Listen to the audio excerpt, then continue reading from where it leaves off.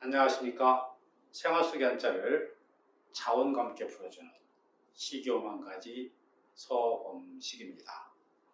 부모님들은 아이들과 함께 놀이 삼아 보시고 아이들은 부모님들과 함께 보기만 하기 바랍니다.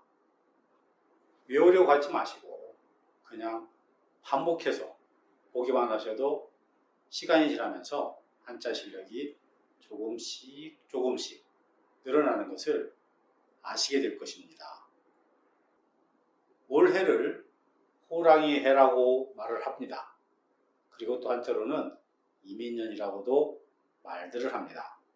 그럼 오늘은 어떻게 해서 호랑이 해 또 이민년이 되었는지를 알아보고 또 이민년을 한자로는 어떻게 쓰는지 한번 알아보도록 하겠습니다. 우선 이민년이 어떻게 해서 되었는지를 알려면 먼저 간지의 개념에 대하여 좀 알아야만 합니다. 간지는 간단하게 말해서 시간의 개념입니다. 간지라는 말은 천간에서 간자를 취하였고 지지에서 지자를 취해서 간지가 되는 것입니다. 간지를 다시 말하면 시간은 하늘의 기운과 땅의 작용으로 나누어지게 되는데 하늘의 기운을 나타내는 말을 천간이라고 하고 반대로 땅의 작용을 나타내는 말을 지지라고 합니다. 다시 말해서 하늘의 기운과 땅의 작용이 합해서 간지라고 말을 하는 것입니다. 하늘의 기운, 즉 천간은 갑을병정, 무기경신, 임계로 10개가 있어서 십간이라고도 합니다. 다음으로 땅의 작용인 지지가 있는데 지지는 자축, 인묘, 진사, 오미, 신유, 수레 총 12개가 있고 이것은 동물로 표시하기도 하는 우리가 흔히 말하는 띠를 말하는 것입니다. 60갑자, 즉 60간일은 10개의 천간과 12개의 지지의 결합으로 만들어지게 됩니다. 결합을 하는 방법은 처음에 10간의 첫 번째인 갑과 12지의 첫 번째인 자를 붙여서 갑자가 되고 다음에 그 두 번째인 을과 축이 결합하여 을축이 되는 것입니다. 이와 같이 순서에 따라 하나씩의 간지를 구해서 나가면 60개의 간지가 완성이 되게 됩니다. 간지를 사용한 역사는 아주 오래되어서 중국의 상나라 시대인 기원전 18세기경까지 올라가게 됩니다. 60간지는 원래 날짜를 세기 위해서 만들어진 것으로 추측이 됩니다. 오늘날 우리가 일진이 좋지 않다 라고 말을 하는 것도 여기에서부터 기인이 된 것이라고 생각을 합니다. 회갑 또는 환갑이라는 말은 태어난 간지가 다시 돌아왔다는 말이 되는 것이고 죽은 사람에게는 만갑이라고 말을 합니다. 자, 그럼 복잡한 이야기는 여기까지만 하기로 하고 이민년 이 글자들에 대해서 한 글자씩 이야기를 하도록 하겠습니다. 먼저 북방인 아홉째 천간 임자입니다. 북방 임자는 북방이나 천간이라는 뜻을 가진 글자입니다. 북방 임자는 선비사자가 부숫자로 지정이 되어 있지만 선비와는 아무런 관계가 없습니다. 왜냐하면 휴대용 도끼에서 온 선비사자와는 어원이 아주 다르기 때문입니다. 북방 임자의 기원에 대한 해석은 여러 가지가 있습니다. 일부에서는 시를 엮던 도구로 보기도 하고 또 다른 해석으로는 북쪽에 있는 별과 땅을 연결한 모습이라고도 말을 합니다.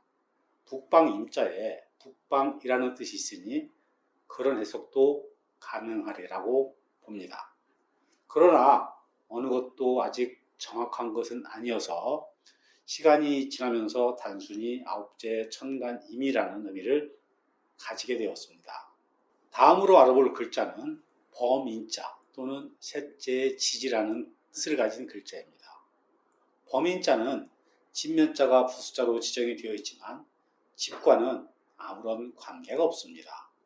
오랫동안 서 있을 저자와 말미암을 유자 그리고 8팔자가 결합한 모습을 하고 있습니다. 그러나 범인자의 갑골문을 보면 화살을 그린 화살시자 중앙에 네모가 그려져 있습니다. 범인자는 화살이 관역을 뚫고 지나가는 모습을 표현한 것입니다.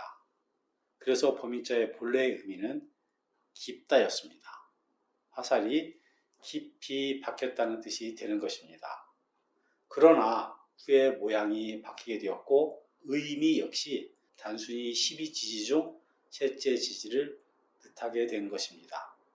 마지막으로 생활에서 가장 많이 쓰이는 글자 중에 하나인 해년자입니다. 이 글자는 해나, 나이, 새해라는 뜻을 가진 글자입니다. 해년자는 방패 간자가 부숫자로 지정이 되어 있지만 방패와는 아무런 관계가 없는 글자입니다.